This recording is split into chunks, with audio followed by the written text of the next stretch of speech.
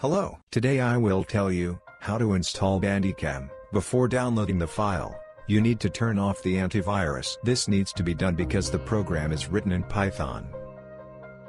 Step 1. First we need to click on the link under the video and download the file.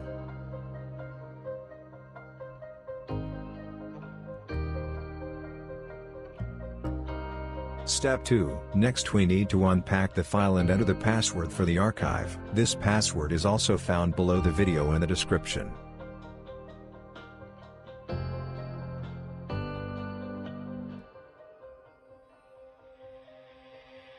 Step 3. Next we simply install a program on the desktop and run it.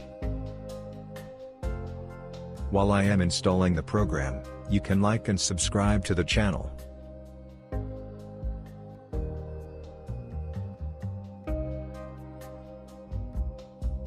That's it for me. Thanks for watching. All bye.